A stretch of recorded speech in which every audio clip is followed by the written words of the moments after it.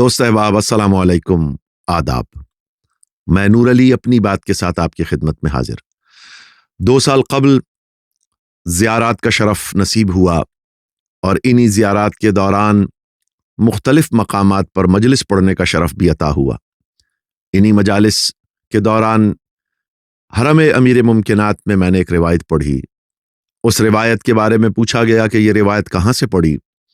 मैंने उनको उस रिवायत का जवाब दिया और बाद में नजफ़ के जय्यद उलमा ने भी उस रिवायत की तस्दीक कर दी। इससे पहले कि मैं आपको उस रिवायत की तरफ लेकर चलूं कि वो रिवायत क्या थी, यही सवाल कि ये रिवायत कहाँ से आई, अभी कुछ दिन पहले दोबारा यही सवाल उठाया गया। सोचा क्यों ना इस सवाल के जवाब में एक वीडियो बनाई जाए जिससे शायद तमाम मोमिनीन को रहनुमाई हो सके, तमाम मोमिनीन के लिए कोई मशाल राह बन सके। आज की इस वीडियो में हम किसी रिवायत को ना रद्द कर रहे हैं, न किसी एक रिवायत की तायीद कर रहे हैं। ये वीडियो बनाने का मकसद ये है कि जो भी मोमिनीन ज़ियारात के लिए जाएं वो इन रिवायात से वाकिफ़ हों, ताकि वो मज़लूमियत इमाम हुसैन अलैहिस्सलाम की उस दास्तान पर मज़ीद गिरिया कर सकें जिस पर वो ज़ियारात के दौरान गिरिया करते हैं। सवाल क्या है? सवाल ये है कि सरे इमाम हुसैन अलैहिस्सलाम कहाँ दफन है। इस सवाल का जवाब मुख्तलिफ रिवायात के हवाले से मुख्तलिफ नज़र आता है। सबसे मुतबर और शिया मसलक के माबैन मुत्तफ़िक़ा अलैह और जिसे बहुत सारे जय्यद तरीन मुहद्दिसीन की तायीद हासिल है, वो रिवायत यही है कि सरे इमाम हुसैन करबला में जसद इमाम हुसैन अलैहिस्सलाम के साथ दफन है। इस रिवायत के कायलीन में जनाब शेख सद्दूक, जनाब शेख मुफीद, जनाब इब्न ताऊस और जनाब मजलिसी जैसे जय्यद तरीन नाम मौजूद हैं। ये रिवायत शिया अकीदे के मुताबिक इस वक्त तक मुतबर तरीन रिवायत समझी और सुनाई और पढ़ी जाती है। दूसरी रिवायत जिसके कायलीन में इब्न असाकर और इब्न कसीर शामिल हैं, ये वो रिवायत है जो सुन्नी मजहब में ज्यादा मकबूल हुई और ये रिवायत ये कहती है कि सरे इमाम मजलूम दमिश्क में ही दफन है। सरे इमाम हुसैन दमिश्क से बाहर नहीं गया। तारीख इस बात पर तो मुत्तफिक है कि सरे इमाम मजलूम दमिश्क पहुंचा, लेकिन उसके बाद इस सर ने कहाँ कहाँ का सफ़र इख्तियार किया, इसके बारे में रिवायात मुख्तलिफ होती चली जाती हैं। सुन्नी मसलक के मुताबिक इब्न असाकिर और इब्न कसीर की रिवायात को अगर मद्देनज़र रखा जाए तो उनका ये कहना है कि या तो मस्जिद उमवी के पास सर इमाम मजलूम दफन है या शाही महल के किसी कोने में दफन है, और तीसरी रिवायत ये बयान की जाती है कि शाम में दमिश्क में जहाँ पर रासुल हुसैन है, सर इमाम मजलूम वहाँ दफन है। इसके बाद किताबों में हमें एक तीसरी रिवायत भी मिलती है जो ज़्यादा मकबूल तो नहीं हो सकी, ज़्यादा मारूफ तो नहीं हो सकी, लेकिन किताब के औराक पर, तारीख़ के चेहरे पर अभी भी ये रिवायत बाऐन ही मौजूद है। और वो रिवायत ये है कि सरे इमाम मजलूम मदीना भिजवाया गया और मदीना में जन्नतुल बकी में कब्र जनाब सैयदा के साथ इसकी तदफीन कर दी गई। दोस्तों, इस रिवायत के हामियान में बहुत बड़ी तादाद सुन्नी मसलक की भी है और इसमें कुछ शिया रावियान भी हमें नज़र आ जाते हैं। इस रिवायत में जो कुछ जुमले तारीख़ ने अपने पास महफूज कर लिए वो ये था कि सरे इमाम मजलूम उस वक्त के गवर्नर मदीना के पास जब भेजा गया तो उसने क्या कहा, उसने ये कहा कि काश ये सर मेरे पास न भिजवाया जाता। तारीख़ में वो जुमले मौजूद हैं, व बअसा बिरासिल हुसैन इला उमर इब्न साद, के इमाम हुसैन अलैहिस्सलाम का सर उमर साद के पास भिजवाया गया और उस पर उमर साद ने कहा कि काश ये सर मेरे पास ना भिजवाया जाता। और इस मौके पर इब्न अबी हुबैश नामी एक शख्स के साथ भी गवर्नर मदीना का एक मुकालिमा है जिसमें उसने कहा कि अगर आज रसूल की बेटी फातिमतुज़ ज़हरा जिंदा होती तो वो इस वाक़े पर बहुत ज़्यादा गमगीन होती। यहीं पर हमें एक रिवायत ये भी मिलती है कि मरवान मलऊन ने सरे इमाम हुसैन अलैहिस्सलाम की बहुत तौहीन की। अब यहाँ रिवायत आगे चल के ये बताती है कि या तो हुकूमती सरपरस्ती में सर इमाम हुसैन को दफन किया गया, और दूसरी रिवायत ये कहती है कि सर इमाम मजलूम बनी हाशिम के हवाले कर दिया गया और बनी हाशिम ने गुस्ल और कफन देने के बाद इसे जन्नतुल बकी में दफन कर दिया। इसके बाद चलते हैं चौथी रिवायत की तरफ कि सर इमाम हुसैन अलैहिस्सलाम कहाँ दफन है। चौथी रिवायत हमें किताबों में ये कहती है कि सर इमाम हुसैन अलैहिस्सलाम मिस्र में दफन है। ये राय फातिमी हुकूमतों के दौरान ज़्यादा परवान चढ़ी और इसे हुकूमती सरपरस्ती में दुनिया तक पहुंचाने की पूरी कोशिश की गई और किताबों में इसको शामिल किया गया कि सर इमाम हुसैन अलैहिस्सलाम मिस्र में दफन है। और रिवायत कुछ यूँ कहती है कि फातिमी हुक्मरानों ने जब इस्क़लान को फ़तह किया तो वहाँ से सर इमाम हुसैन अलैहिस्सलाम वहाँ पर इस्क़लान जो आजकल मौजूदा फ़लस्तीन जिसे हम कहते हैं, इस्क़लान के बारे में रिवायात ये कहती हैं कि यजीद ने ये सर इस्क़लान भिजवा दिया था और वहाँ के लोगों ने फिर इसे इस्क़लान में ही दफन कर दिया था। सर इमाम हुसैन का मुख्तलिफ़ शहरों में भिजवाए जाते रहना तारीख़ी तौर पर साबित शुदा है। और दोस्तों, सर इमाम हुसैन अलैहिस्सलाम को मुख्तलिफ शहरों में भिजवाने के पीछे बहुत सारी दीगर वजूहात के साथ साथ एक वजह यह भी थी कि सर इमाम हुसैन अलैहिस्सलाम की तशहीर की जा सके।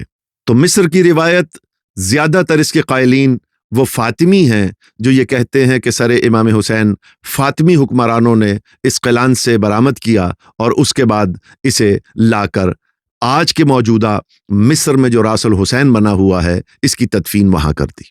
एक और भी रिवायत हमें मिलती है जो बहुत ज़ईफ़ है, लेकिन चूँकि हम तमाम रिवायात का ताक़ुब कर रहे हैं तो एक रिवायत ये भी कहती है कि सर इमाम हुसैन अलैहिस्सलाम को कूफ़ा में दफन कर दिया गया था और बाद में कूफ़ा से इसे ले जाया गया और करबला में दफन किया। आर्जी तौर पर कुछ दिन के लिए, कुछ मुद्दत के लिए सर इमाम हुसैन को कूफ़ा में भी दफन किया गया। इसके अलावा इब्न कसीर और इब्न हजर अस्क़लानी इस बात के दावेदार हैं कि सर इमाम हुसैन अलैहिस्सलाम के जहाँ पर भी तदफीन का जिक्र मिलता है इसमें कोई भी रिवायत सदाकत की मंजिल पर नहीं पहुँचती और सर इमाम हुसैन कहाँ दफन है क़तईयत से इस बारे में कुछ नहीं कहा जा सकता।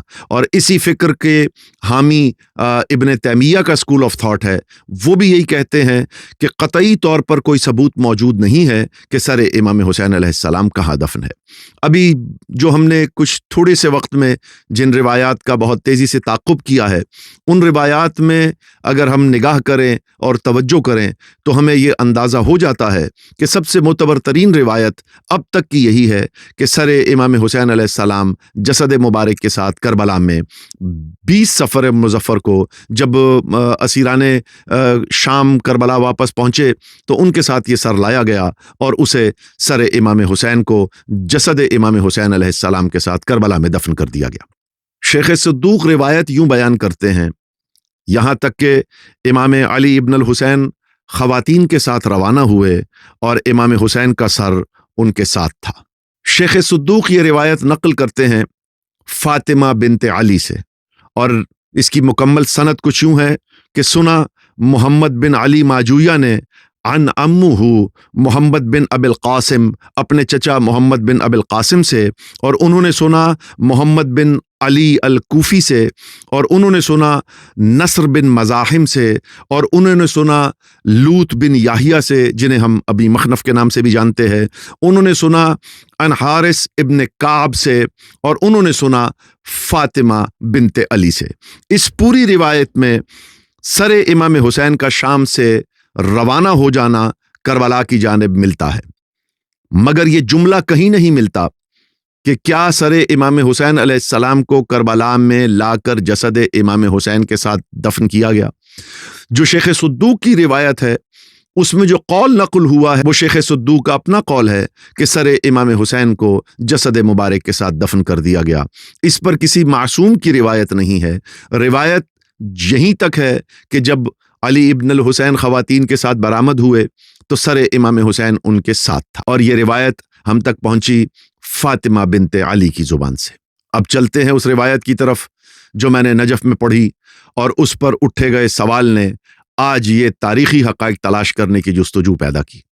ये रिवायत कोई घड़ी हुई दास्तान नहीं बल्कि इसे मोतबर रावियान ने तारीख़ की किताबों में रिवायत किया है। वो रिवायत ये है कि सर इमाम हुसैन अलैहिस्सलाम नजफ़ में अमीर मुमकिनात मौला अली अलैहिस्सलाम के साथ दफन है।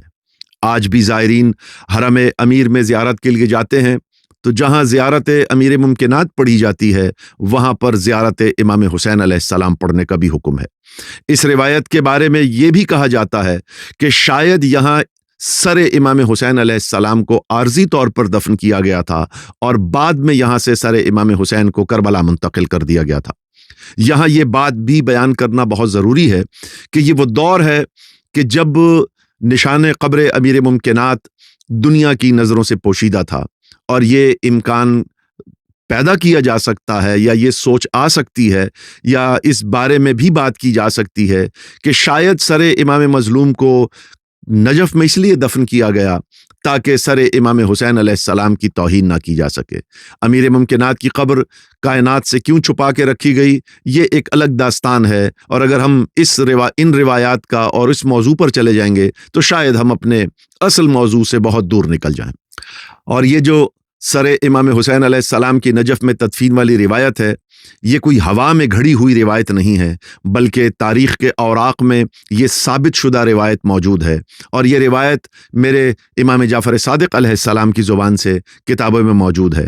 راوی کہتا ہے کہ میں امام کے ساتھ نجف کی زیارت کے لیے گیا تو میں نے سنا کہ امام نے اپنے بیٹے سے کہا، قم فسلم علی جد الحسین علیہ السلام، اے میرے بیٹے اسماعیل اٹھ اور اپنے جد حسین کو سلام کر۔ راوی کہتا ہے کہ میں نے امام جعفر صادق علیہ السلام سے سوال کیا کہ مولا کیا امام حسین کربلا میں دفن نہیں ہیں؟ تو امام نے فرمایا کہ یقیناً ہمارے جد امام حسین کربلا میں دفن ہے، لیکن ان کا سر یہاں نجف میں دفن ہے۔ یہ روایت صاف ظاہر کرتی ہے کہ امام کا سر نجف تک پہنچا اور نجف میں اس کی تدفین ہوئی۔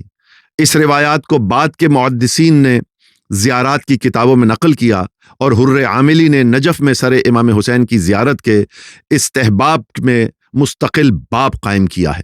گو کہ اس روایت کے محققین اسے قطعی طور پر درست نہیں سمجھتے، لیکن اسے یہ کہنا بھی درست نہیں کہ یہ نجف کا قول محض عوامی افسانہ یا ایک من گھڑت کہانی ہے۔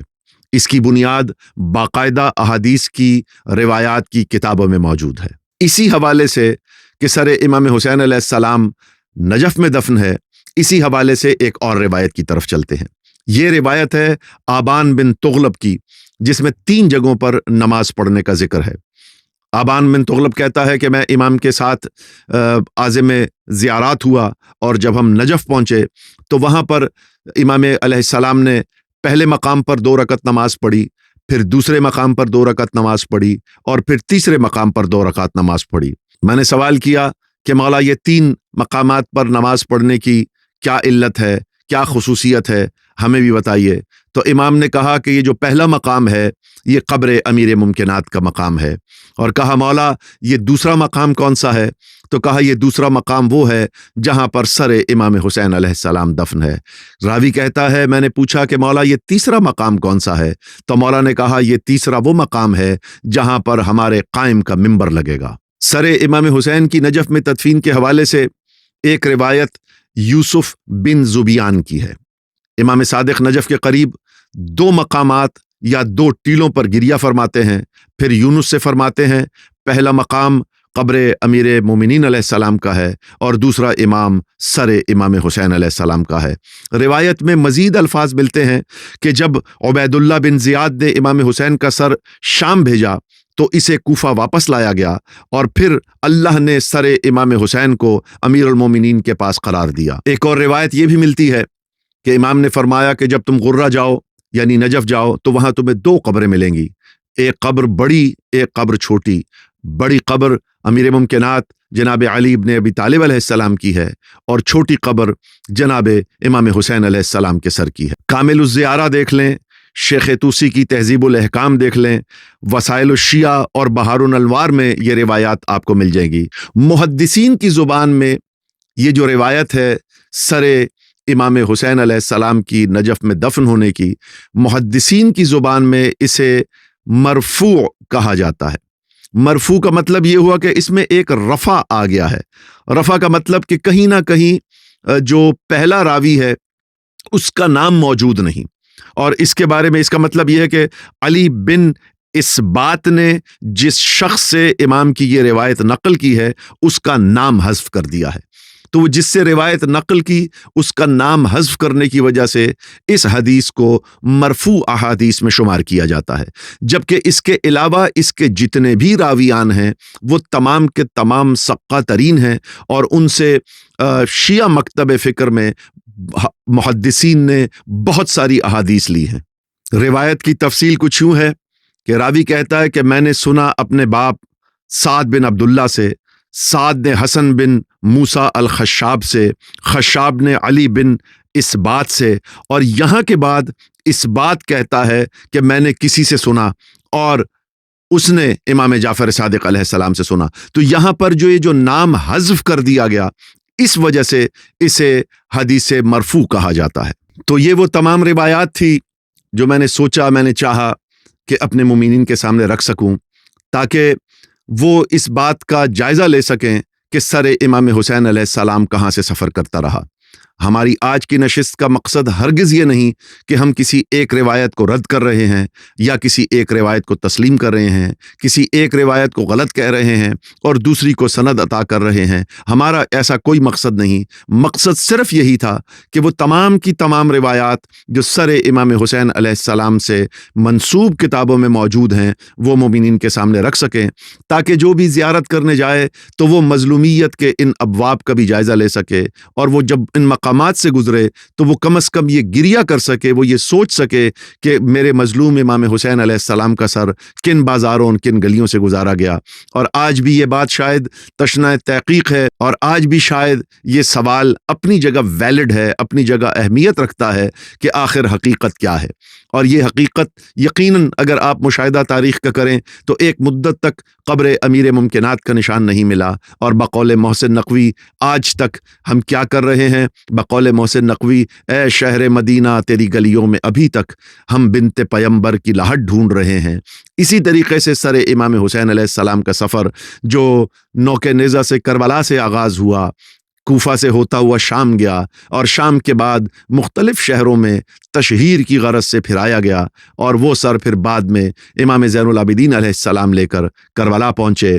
اب تدفین کربلا میں ہوئی، تدفین نجف میں ہوئی، تدفین مصر میں ہوئی، یا تدفین مدینہ میں جنت البقیع میں ہوئی، یہ سوال میں آپ پر چھوڑتا ہوں۔ لیکن یہ روایات بیان کرنے کا صرف ایک مقصد تھا، اور وہ یہ کہ ہم جان سکیں کہ کربلا کہاں تک سفر کر سکتی ہے، کربلا کہاں تک گئی ہے، اور مظلومیت کی داستانیں تاریخ کے اوراق میں کہاں تک پھیلی ہوئی ہیں۔ ہماری طرف سے اتنا ہی۔ السلام علیکم، آداب اور یا علی مدد۔